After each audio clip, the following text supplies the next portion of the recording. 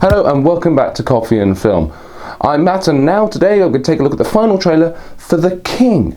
Now I'm very interested in this. It's quite interesting, there's something slightly a bit different about this because the reviews are already in for The King, which is slightly strange. We've got 70% on Rotten Tomatoes, 7 on IMDb and 62 on Metacritic. So it's hardly putting up any trees, but it's a very respectable score. If you want, you can go back and take a look at the first time I looked at the trailer. Ta-da! But now it's time to look at the final trailer. I was meant to be looking at the Rise of Skywalker trailer, but for some reason I'm not allowed. Why am I not allowed to look at the Star Wars trailer? I can't even think why.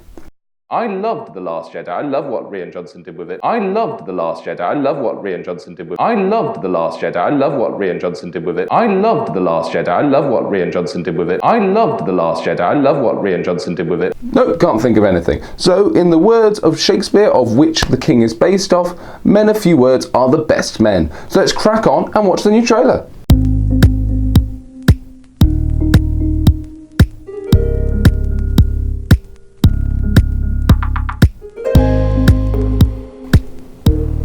Well, that's frustrating. And I say that in an interesting way. I do mean that in a different way. I'm not frustrated with the film. I think the film looks good. I'm interested to see that, and I'd love to see that on a big screen. I would love to see that on a big screen.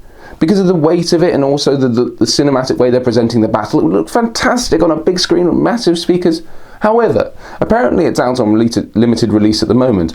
I searched for this film within 100 kilometres of my location and could only find one cinema that was showing this film.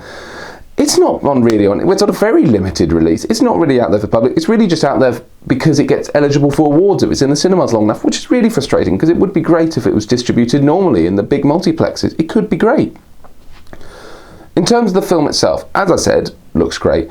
What I love is there's a real focus on weight of things.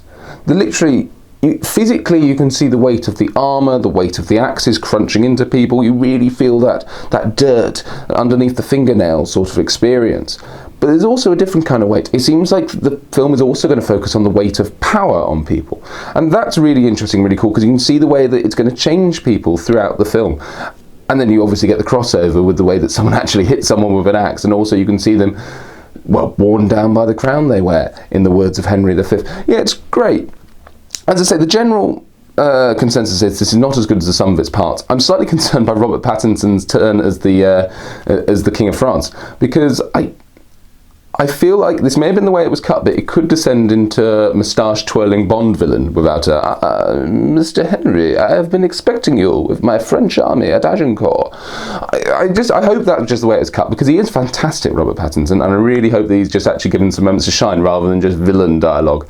I think the line, something along the lines of, the screams of your men will lull me to sleep at night. It's like, yes, and I like to smother puppies and kill kittens too, yeah. It was a little bit like that, but hopefully there's some dramatic weight to his lines as well.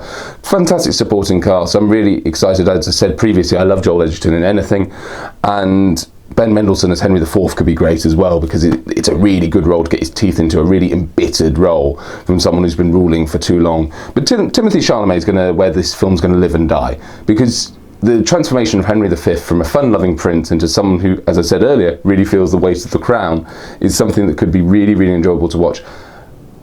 I'll watch it on Netflix, but I'd love to watch it on a big screen. Let me know what you think. Do you agree with me? Would you rather see this in a big multiplex, or are you happy just watching it at home on Netflix? Let me know in the comments, and also don't forget to like this video, subscribe to the channel, come back, watch all our other fantastic videos on Coffee and Film, watch the first trailer, my review of the first trailer, that's pretty good as well. And I'll see you soon. Cheers.